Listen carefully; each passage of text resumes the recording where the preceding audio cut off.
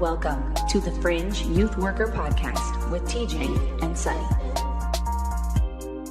Hello and welcome to the Fringe Youth Worker Podcast. My name is TJ McConaughey. I am joined by my best friend, Sonny Saltalamacchia. Sonny is a juvenile drug and alcohol counselor. I'm a youth pastor, and somehow we have carved out careers working with kids and youth on the fringe. Sonny, what's going on, man? Well, you know, TJ, good to see you. Good to hear from you. It's been a while, and good to talk to you once again. Yeah. Just sitting inside this dark cavern while my family's outside enjoying some nice Oregon sunshine, and got some pasta on the stove. And I've been dipping bread. TJ, are you a bread dipper? I haven't had bread in like 8 months. One of the best things about pasta is you eat it twice. You eat it while the sauce is cooking. You dip the bread in it, and you're eating it. And then when it actually is served, then you have more bread to eat it with it. It's like the best of both things. The double bread, the double bread thing. Yeah, I don't know how that's going to work with the youth pastor diet, but well, today's my cheat day. Good old cheat day. Awesome, man. Well, Sonny, what are our segments? You know, we've had so many interviews lately. We haven't had fan favorite parts of the show. So what are we be talking about today? You know, TJ, I'm done talking to other people. I want this to go back to a monogamous podcast. So this week, we're going back to a monogamous podcast where it'll be 3 segments. Number 1, question of the week. TJ brings a thoughtful pregunta of the week. Number 2 is Tales from the Fringe. We'll share stories, good and bad, about working with kids on the fringe. And finally, the least important segment, if we have time, we will get there. Win of the week. Hopefully it is stronger than when JD and his friends from Scrubs had all those contests back in the day. All right. We'll get to that here in a bit. We'll get to that. But, you know, I'm done with this chit-chat. How about we get to the show? To the show.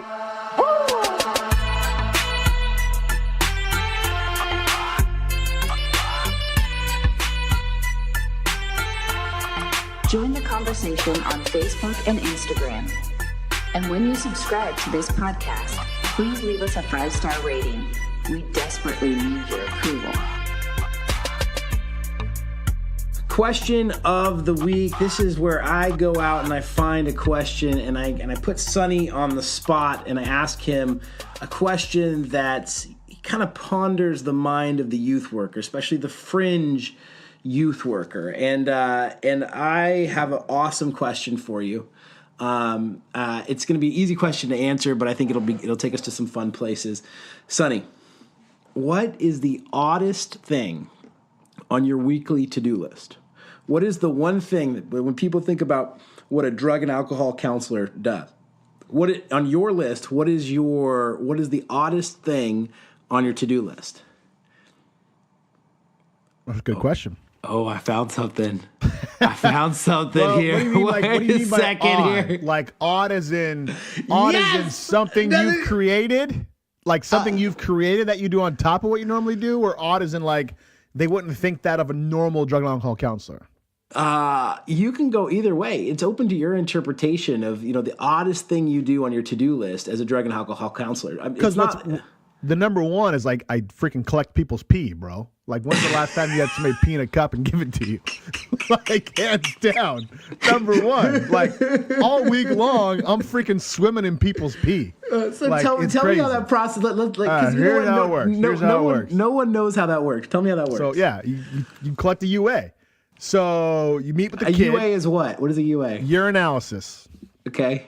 Yeah, urine analysis. You're testing their pee, analysis, so you have drugs but in. Urine Somebody analysis. else's urine analysis, right? Okay. So you meet with the kid. And if they have to give you UA, they have to give you UA. So you give them the paperwork, you give them the cup, and they go up and do their thing.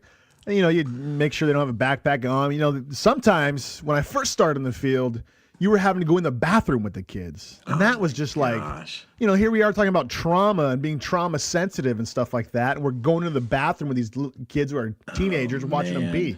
I thought I was creepy as hell. And so one day I told my boss, I said, I'm not doing this no more. And he agreed with that. Anyway, no offense. Good. So we stopped doing that. But then they come back and they're holding their pee in a little jar and they just give it to you. And so, like, I'm always just like, I hope they didn't pee on the outside of it. I hope everything's cleanly and stuff like that. And, some people have gloves. Some people have mats on their desk. I just freaking say, just put it on the desk. And then they sign another sticker. You put that on the top of it to seal it. And then you put it in a bag and ship it off. And do that every day. Do you have to touch it? Every day what do you have glove? You have gloves? I don't care. I mean, at first, you're all hypersensitive. It's like the second kid, right? The first kid you care a lot about, so you do everything by the protocol. But now it's like the seventh. Like now I don't even care. I just grab the bottle and do it, and I'm trying to make sure I put hand sanitizer on afterwards. But yeah, I freaking handle people's pee like. And how many of these little boxes do you have at your desk at any given time? Well, we have this little area where we hold all the pee, and then the guy comes and picks it up and takes it away. There'll be 20 bottles of pee sitting there, given every day of the week, man. It's crazy. Now, here's what I do though. It's kind of fun.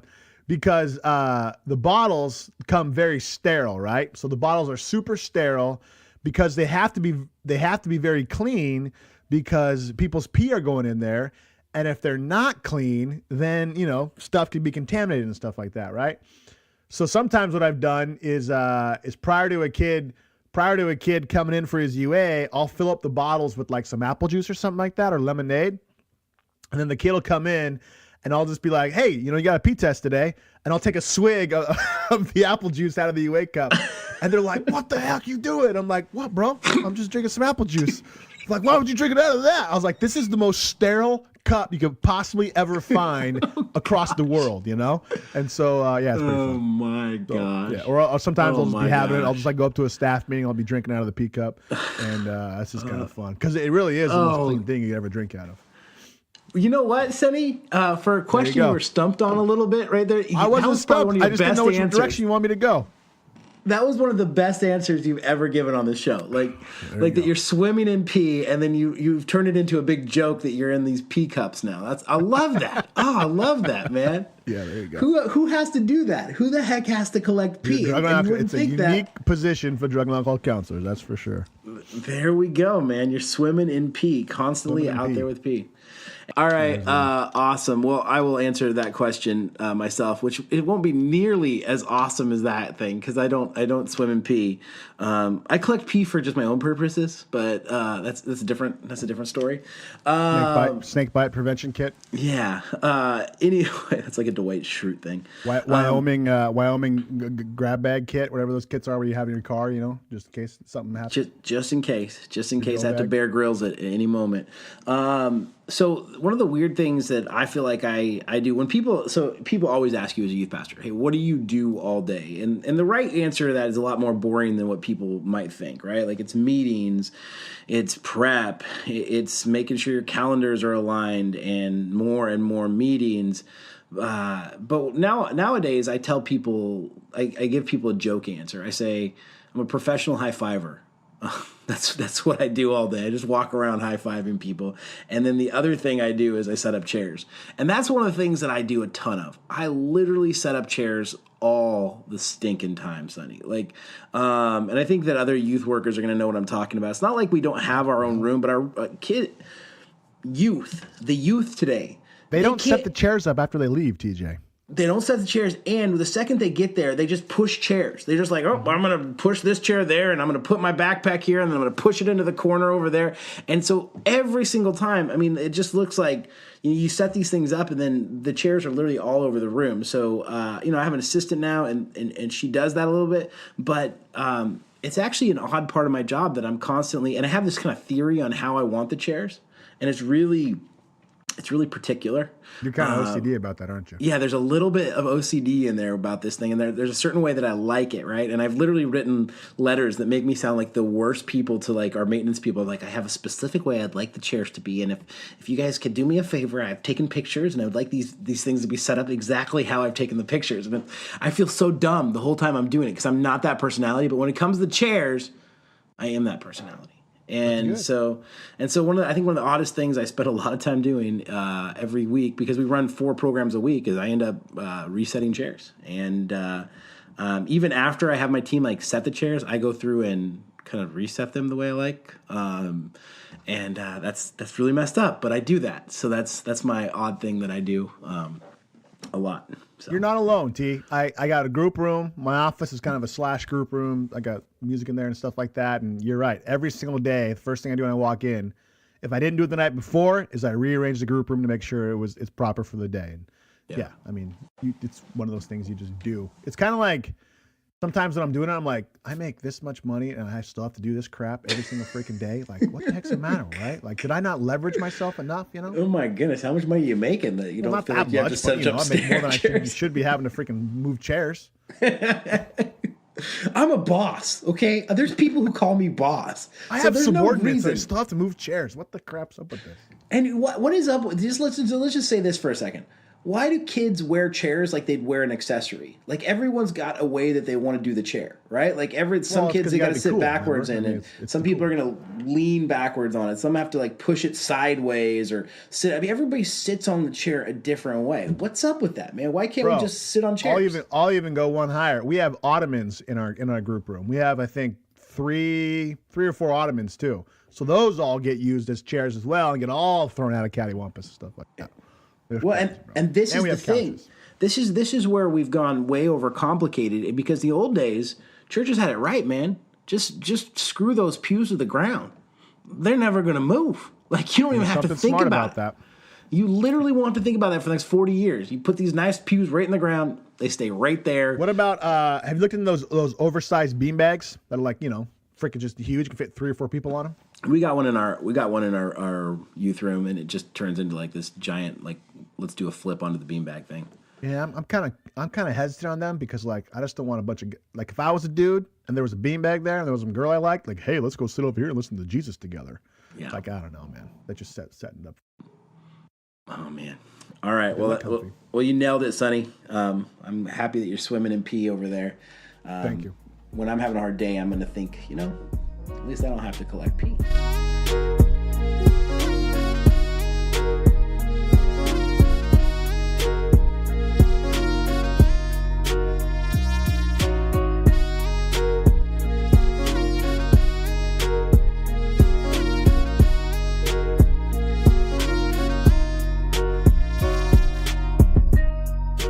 All right, TJ, Tales from the Fringe. Tales from the Fringe. This is where we talk about interesting interactions with intricate youth in the past. I wanted to go 3 eyes there. And sometimes they're fun, sometimes they're sad, sometimes they're whatever. So I think you're going sad this week, aren't you? I was going to go sad, but I'm going to go happy now. So we'll do 2 happy ones. Mine's easy. Mine's quick. I'll go mine first. You go first, okay. All right. So years ago, this is BTJ. What's that? Before TJ. Years ago when I was doing youth ministry stuff. Why BGTJ? BTJ. I think they said BGTJ. Oh, BTJ. I made sure to put the T in there. BTJ. Good. So years ago, doing youth ministry stuff, we were doing these interviews with kids, and one of the questions was, where would you want to move in the world? Anywhere you could go in the world, right? And I was very new in the ministry, very new in working with kids in the church and stuff like that. And I had that little bit of naivete where I expected every kid I was working with, because it was inside the church, that they would all be sold out for Jesus and stuff like that, right? And I just figured they would all know their Bible verses, they would all know this, they would all know that, they would all give the right answers, and yada, yada, yada. And I'm sure that's, everybody can relate to that. Anyway, so I'm doing this one interview with this kid. He was pretty funny. He's this little Hispanic guy. And we're doing the questions, what's favorite food, what's favorite this, what's favorite that. And then I say, where would you want to move in the world, anywhere you could? And he said, Australia. And I was like, oh, awesome, man. Is that because, like, they're unchurched down there? He goes, no. He goes, for the chicks. What? That was just how he said it. He just goes, for the chicks. And he kind of had this, like, smile on his face. He was nodding his head like it was the coolest answer in the world. Oh, and then I was like, gosh. Can I, like, be real with them? Or do I have to play this part? And so it was funny, man. I just started cracking up. I was like, wow, Australia. I was like, do they even have hot chicks down there? He goes, oh, yeah. He goes, I've seen them on YouTube. I was just freaking dying, dude. I was just laughing, man. It was so funny. Dude. But it was just kind of that, like, that first moment where I realized, like, not every kid who walks in the church doors is going to be this little saint and stuff like that. You know? And I had no idea what I'd be doing years later. But did you experience that a little bit? Like when you first got into a church and you started like meeting these fringe kids for their first time, you're like, what the heck is this all about? You know?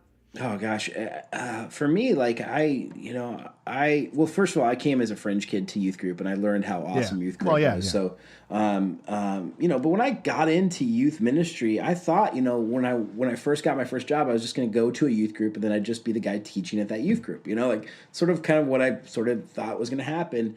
And then for me, that didn't happen. Like I got hired at this tiny little church. They paid me with a cell phone tower.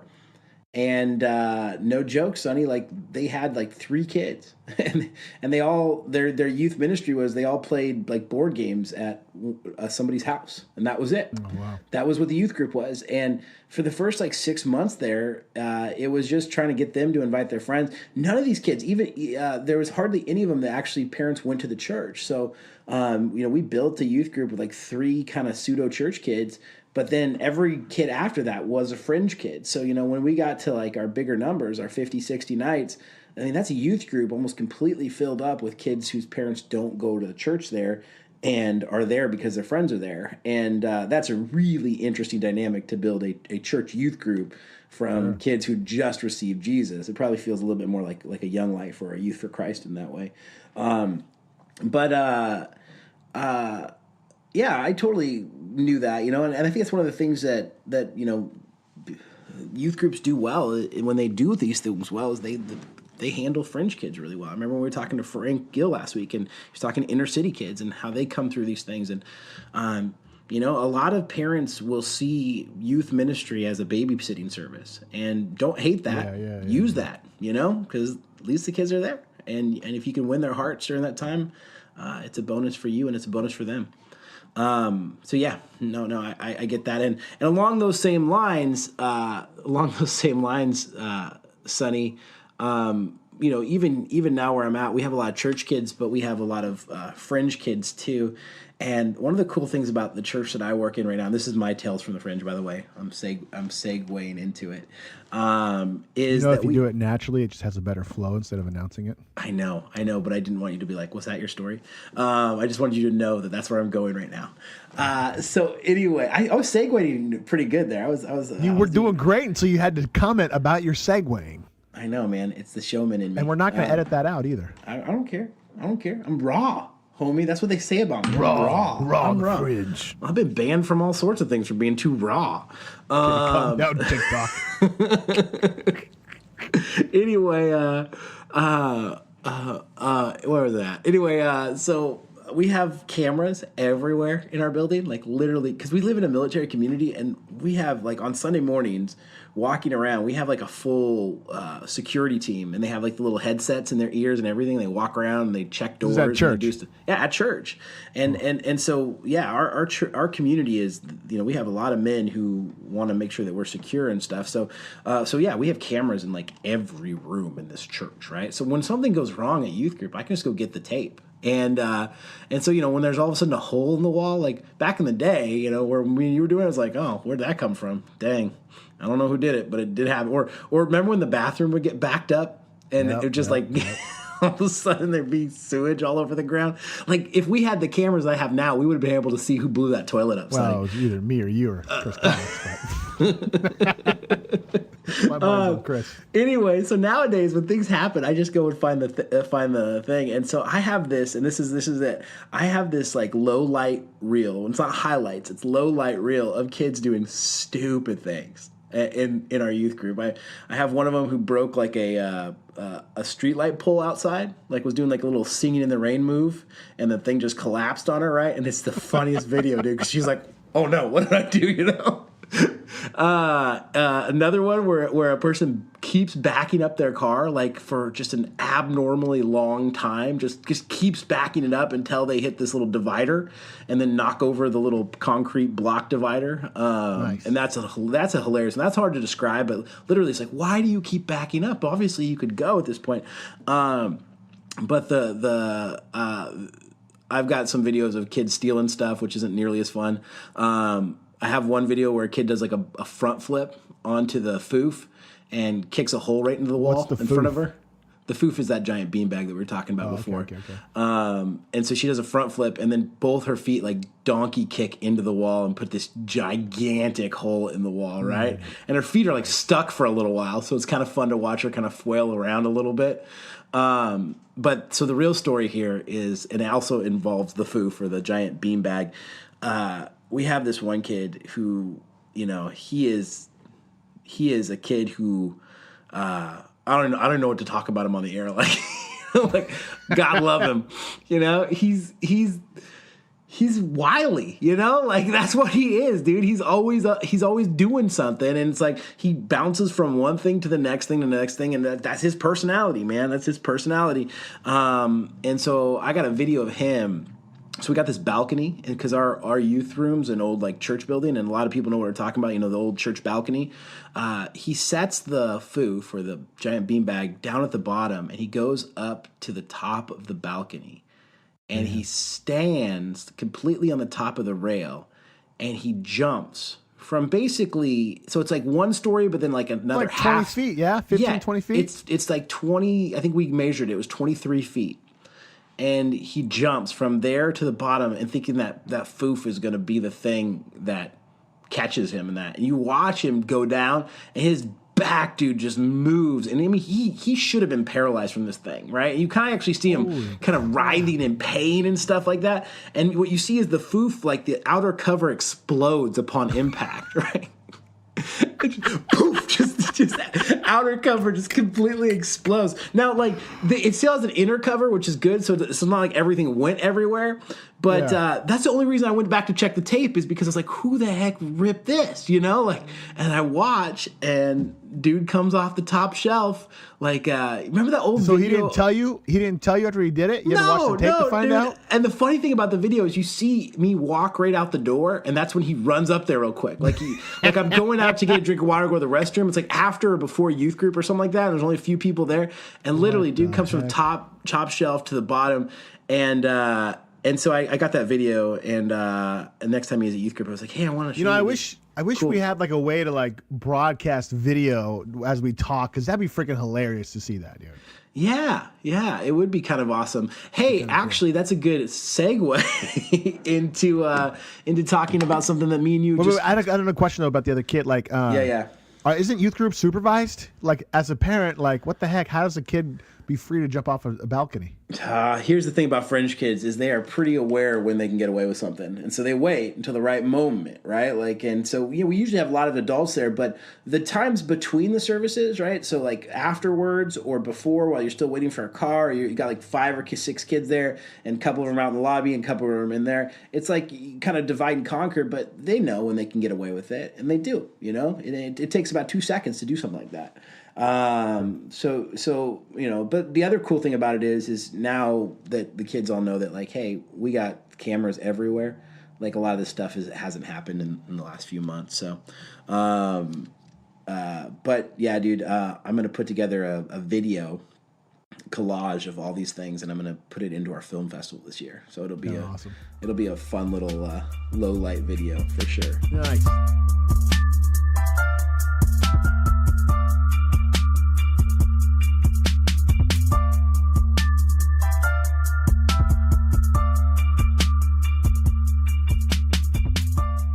All right, Ted Francis, moving right along here at a blazing speed.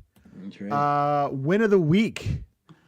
Win of the week. This is where we talk about things that are going well in each of our programs. I know what yours is.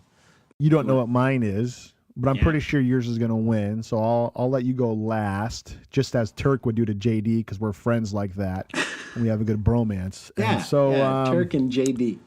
Turk and JD, not JT, and not TD, but JD. Yeah, I got you. Anyway, I know where you're going with that. So earlier this week, I had a meeting with 7 principals, TJ. Oh my and gosh! Somewhere inside of me, the 8th grade version of myself was trembling with a lot of trepidation as I walked into this room. So wait, are you leading these meetings with 7 principals? They're coming to listen to you? This was the so for a backstory, we got a contract to work with the school district, and this is the initial meetings of how this is all going to work. And so I was meeting with 7 of the principals at the pilot schools we've identified to start offering services on site. It's 3 high schools. One of them is an alternative high school, and then 4 middle schools. And then each principal from those areas, from those schools, were there. And then the guy who oversees all of the high schools was also there as well. And man, TJ, when I was in school, dude, I was on expulsion. I had to go to expulsion hearings. I was suspended. So it's always weird to navigate when I was a fringe kid to now working with fringe kids, but on the other side of it and stuff like that. So anyway, so it was just kind of a trip. But I kind of felt, remember in The Office, the 5 families? Remember that episode? When they all had to meet over the parking situation? Oh, yeah. Bob Vance and Paul Faust and W.B. Jones and Bill Kress from Crest Tool and Die and stuff like that. You got them all remember. I felt like that in this meeting. It was like me and the 7 families, the 7 heads and stuff like that. The 7 and I principals. kind of felt like the dork in the room for like Michael Scott. Yeah. Anyway. Well, they're all making 6 figures, by the way, so I wouldn't feel too bad about those situations. Money. Yeah. But it was cool, man. So it was just this continued evolution of our program and really getting inside the schools, and not so much on a volunteer level, but on a contracted out level. And I know a lot of youth workers, especially youth pastors, have partnerships with schools and stuff like that. And this is like really going to be cemented. It's going to be documented. It's a contract, between the agencies and stuff like that. It's going to be super official and stuff. So it's pretty cool. So we set up a bunch of meetings. So not next week, but the week after that, I have to meet with each principal at each school and then all of their counseling staff, and just kind of walk in and try to figure it all out and make it happen and stuff like that. So it's pretty exciting. So big win of the week for sure. That is super cool. I love it, man. I mean, I love it. The fact that isn't that how awesome how God does that? He takes you from being the kid who never wants to go to the principal's office, or spends a ton of time in the principal's office, to the person who's now meeting with the 7 principals to help out kids who get sent there. TJ, my first day at kindergarten, I got sent home. I think I've told this story on here before. I'm not sure. No. I slapped this girl because she kicked me off the monkey bars, and I got a referral to the principal's office. Have I told this story on here? No. Okay, yeah. So I slapped this girl because she kicked me off the monkey bars. Obviously. Like I was hanging. Yeah. I'm hanging, and she kicks me, literally, and Carrie Perez kicks me, and I fall down, so I get up and I smack her, and then I get sent to the principal's office, Dale Alger, and I get a referral, and I get sent home. The very first day of school, dude, like start out with a bang, Yeah. And then I'll give the shortened version. So I go home, and I'm at dinner, and my dad, is there and stuff. And my mom says, "Told you what you did." So I told him what I did, and he gets all mad. And I said, "Dad, you always told me to defend myself." And this is a true story, TJ, honest to God. I go, "You always told me to defend myself. I don't know why I'm in trouble." He goes, "Yeah, but you're never supposed to hit a girl." And I say, "Dad, you never told me that. You just said defend yourself." I didn't know the rules. Story. True story. Yeah, I didn't know some people are exempt from this. Like this person can beat me up, this person can't, Dude. And so from the get-go, and then my 3 days before I'm supposed to graduate high school, I get in this huge fight, middle of senior hall. Me and this guy go tumbling down the stairs, cussing and screaming at each other. I get in-school suspension, have to do summer school. And so from the moment I entered school to literally the moment I exited school, I was always in trouble.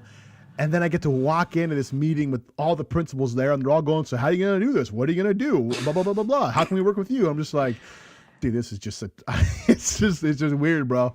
But it's cool. And it's a miracle only so big, only God gets the credit for, Yeah, and I'm that's just cool, super man. thankful for the district and my company for making it happen. And so good things, man. Yeah, you're gonna be working pretty hard here then. Yeah, it kind of stinks. I just thought about the other day how much extra work I'm gonna have to do because of it, but it's all good. It's all for a good cause. Yeah, that's good, man. Well, that's awesome, man. Great win of the week there, Sonny. Great win of the week. So let's move on to the real one, though. All right. Just like what Turk would do. I don't want to hog the glory. Okay. So go ahead, JD. Take it away. Okay. So this keeps coming back up because I'm winning so hard at it. But the 1 minute we are being facetious here, right? Yeah. I hope people understand that. They're like, I'm just winning so hard, I can't control it. I like these guys, but man, they are full of themselves. You know, like Boy, hopefully you guys arrogant, hear the dude. change in our voice, the sarcasm in our voice when we talk about ourselves. Yeah. But so yeah, I've been doing these 1 minute messages. You know, I got banned on TikTok for it. That put me into a little bit of a lull, a little bit of a You depression. got banned on TikTok for other reasons. No, I didn't get on for other reasons. Okay, now let's not start spreading rumors here. You know, The host of the Fringe podcast got kicked off on TikTok. I heard that one of them was shaking a kid while he was peeing. That's what I heard. He deserved it. Yeah, that's you know, trauma. You know, let's clean up some trauma here, guys. That's why we don't do it anymore. It's awful. Yeah, I'm not going to the bathroom. I started shaking kids. Help it.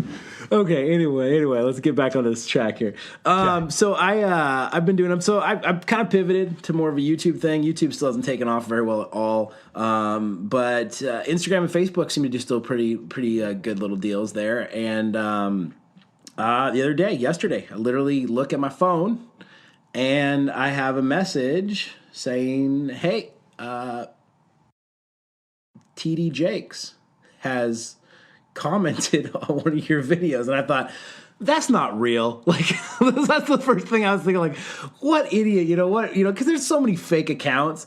But then I look, and it's got the little blue check mark, right? And the blue check mark is a verified account. That's what that means, right? Like, it means that this is the real person here who's, this dude, or at least their account, and literally just commented, "Hey, keep coming up with creative ways to reach the next generation for Jesus," and then shouted my page. And I was like, what just happened? And if you don't know, TD Jakes is one of the biggest preachers in the country. Like, literally, Well, he's lost a lot of weight.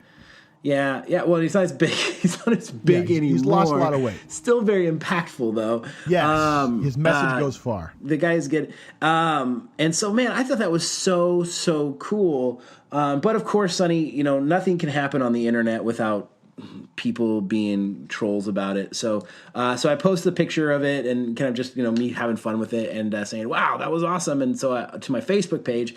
And then I got a couple people like sending me messages, and then somebody even commented on there about, this guy is not a solid Did you biblical really? teacher. People did Yeah, that? I did get people, like they thinking that I was promoting something, that was not. And I'm sitting here thinking, like, is there anybody that you and here, Christians, hear me out here. Is there anybody that you 100% agree with? Like I, me, I love Francis Chan, right? I love Francis Chan. I've listened to Francis Chan sermons and thought, you know what? I disagree with that. And guess what? Guess what? The world didn't break because, and my respect didn't go down for him because I disagreed with him,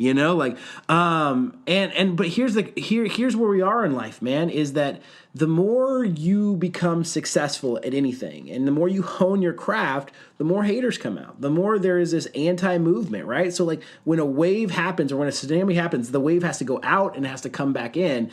And it's the same thing, man, where waves are happening, there's also that undertow thing that's also happening at the same time. And so there's just a lot of haters out there. No good deed goes unpunished. Yeah, it's exactly right, man. And so I'm sitting here thinking, like, I don't agree with everything TD Jakes, but dude is a preacher, man. The dude's one of the best preachers in the country. And if you can't respect, his theology perfectly, you should at least be able to respect his craft as a preacher. And you should also be able to respect that this is a pretty big name. Dude's got 2.9 million followers on Instagram. Yeah. And he just commented on a page I just created that didn't even have 100 yet. And so I don't know, man. I was excited, but then of course, the trolls always bring you down. And that's also why, Sonny, I think me and you will never get famous because the trolls just bring us down, right? Like the trolls are always like there and we get too caught up in them, I think famous people just have a way of being like, it's trolls, let them talk. But I'm like, oh, you idiots, like that's me. But there's my win, dude. I am. So how did you respond to TD Jakes? Okay. Did you respond to him? I did. I wrote a response where What'd you say? What'd you say? I want to know word for word what you said. Sonny just pointed this out to me before the show, and this is what he's been alluding to. If you haven't noticed, Sonny talking about JD about a million times. I love Scrub. Scrub was a great show, bro. Turk, JD, Elliott, like there's some serious bromance there. I think our bromance. So I had a typo on when I Turk wrote and back. I literally said his right name in the @ and then I said this is JD. My 1 minute message is JD Jakes approved. I don't know why I did that. I didn't even notice that I did it. Like I know who TD Jakes is. I literally listened to him. Do you really? I'm sitting here like JD Jakes. Thanks, JD. It just might have been a time. And here's the thing is, my name is TJ, Sonny. I get this all the freaking time, man. Like Thanks, I get people JD. who call me CJ and LJ and FJ. I've gotten all the things, and I went and did what I hate to somebody who literally went out of his way to pat me on the back, and I said, Guy's a massive legend in preaching. I know, man. Reaches his hand down to the plateau of the earth here and gives one for the little guys. And what does the little guy do? Hey, thanks, JD. Really appreciate it. Man, I hate it. I freaking hate it.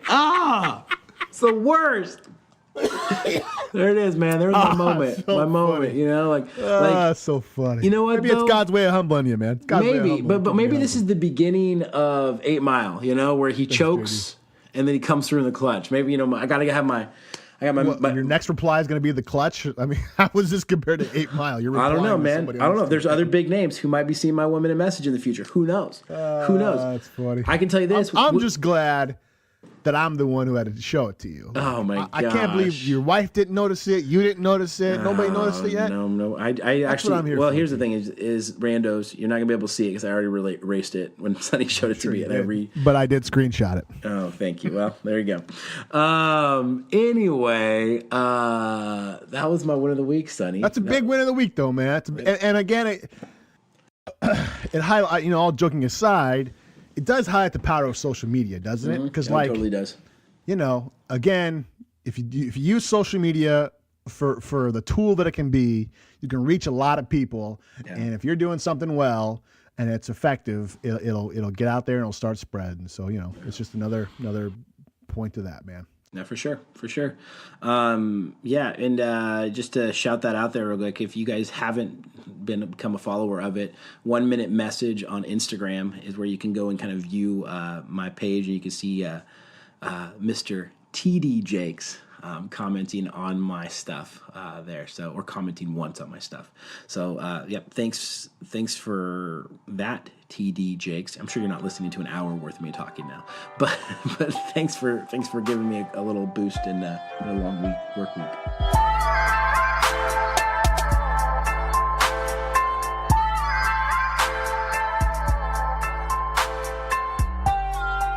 We are still listening to the Fringe Youth Worker Podcast.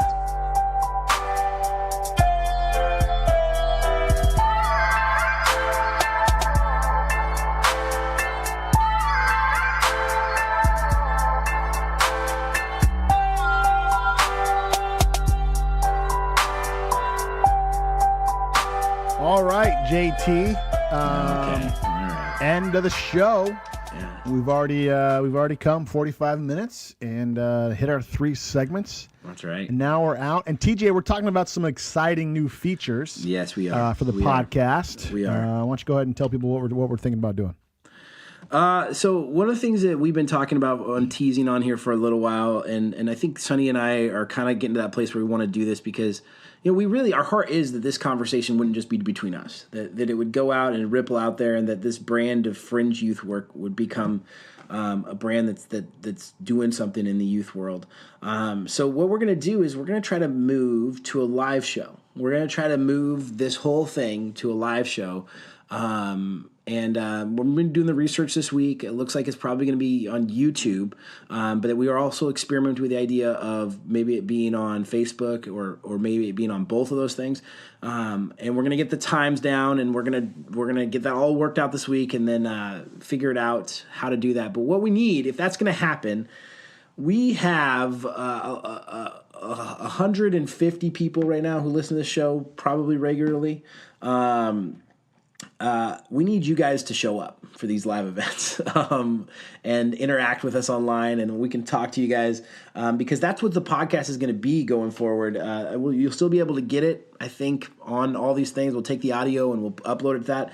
But we want more interaction, and we want this to be more of a show that's about our listeners. And so, randos, this is your chance to really join the show in a real way and to live comment. And depending on what platform, we might even be able to bring you on the show in that way. So we're pivoting. This is a pivot point for us, and this also might be the thing that kills our show. So it's called me out upon the water, So hopefully we can swim in this place. But if not, I'll move on to my retirement with being best friends with TD Jakes. And maybe I think it'll be a good thing, TJ. The goal is to get more of an interaction and make more of a community effort for all of those who work with the Fringe, and not just talk about our wins of the week, but talk about what your wins of the week are, those of you who do work with youth, and talk about your tales from the Fringe. And so what the live show will do is it'll allow us to have that platform of, as we're sharing, we can share stories from you guys. We can request stories ahead of time. Mm-hmm. Either you send those in by voicemail or send them in via email and stuff like that, and then we can share that with you guys. And so, for instance, TJ, I have one right now I'm actually going to play live on the air with you. It was a call this week from one of the randos. Wow. And I'll go ahead and play that for you right now. Hello, Sonny, TJ, Fringe Podcast. At the risk of sounding like a crazy person, I've been slowly watching, what's the name of that show? Already Crazy. Okay. The Wonder Years with Kevin Arnold and Screech from Saved by the Bell in one or two episodes. And had a thought that Kevin and Jim Halpert are very similar people, and that they're super likable, but also mean. Kevin Arnold is a jerk to his best friend, bad at dating his girlfriend. Correct. So is Jim Halpert, in that he pranks Dwight all the time, horrible at dating, yada, yada, yada. Long moment of silence. Okay. Just let your listeners know that you guys had to deal with me as a volunteer for way too long. Okay, bye. Tim Elliott. Oh man, I haven't heard Tim's voice in so long, man. So TJ, I want to share that for two reasons. One, I think it'll be great to have more listener interaction on the show. Yeah. But two, that was going. a question from a long time ago that he's been stewing on now for 15 weeks, and finally had a platform to share his thoughts on it. And so that's what we want to give all you randos out there. It's more of a platform to interact and to share your stories, because your stories matter. Yeah. And I thought it was ironic, TJ, that you shared your Lowlight story, because there was a story about Tim when we did Spring Thaw one year. Remember that? We went up to Multnomah, and we were all hanging out in one of the rooms, and we were all beating on the walls for some reason, and Tim freaking punched a hole in the wall.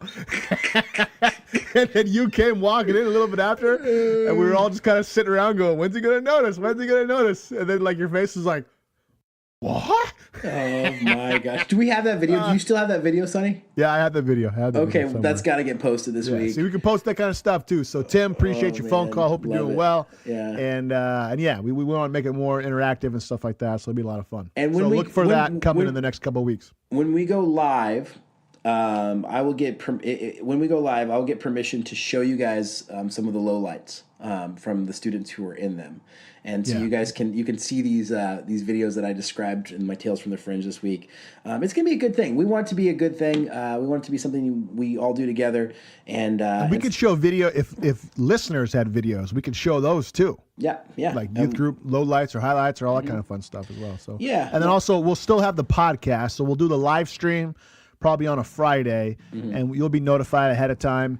And then the audio from that will still be used as a podcast for the following Monday. So for sure. If you want to listen audibly like you've been doing, great. Yeah. If you want to see the great looks behind these voices, you'll have that option now too. That's right. And if you want to do both, well, you're in luck. Well, we're both married, so you're probably don't go down that route. But yeah.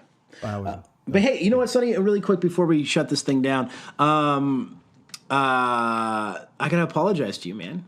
I mean, I have ragged on you for weeks now, endlessly, that was a bad question about Jim and Pam.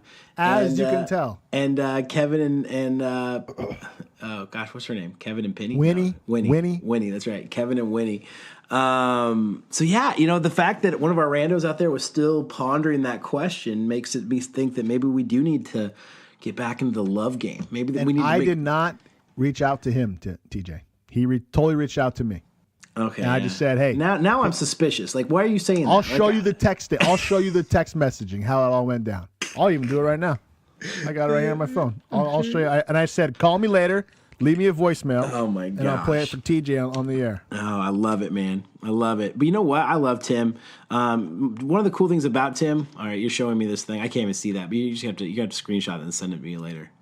But basically it is, he wanted to let you know that you vindicated you. Okay, thank you. All right, I was wrong. Can you read that?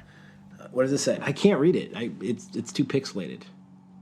Why don't you just read it? Oh, there you go. There you go. Read it out loud. Okay. So this is Tim speaking to you. I've given it some thought, and Jim Halpert and Kevin Arnold have some similarities in that they are both very likable, but mean to their best friends, and also start out bad at dating. Read my response. I think you should call me and leave him a voicemail stating your thoughts on the matter, and then I'll play it on the show. I'm scared. That was essentially my argument. I just ramble on about nothing, LOL. And he said, okay. And then you were rad. All surprised TJ with it. He always thought that question was dumb. We'll show him. We'll show him. And then there's this long thing about like, can I drink your pee? Which nothing like that. That's weird. That's weird. Well, above board. Yeah. Okay. All right.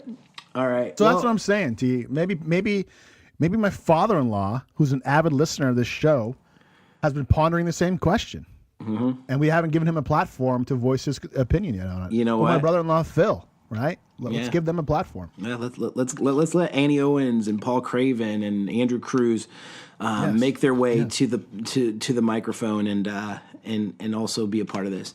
I'm loving it. Sonny, you got any more thoughts before we close this show off? I'm good. All right. Thank you for listening to the Fringe Youth Worker Podcast. Please do join us on our Facebook and Instagram pages. Comment, like. If you could send us a 5-star review, that would be awesome. I can't wait to go live with you guys. If not this next week, the week after that.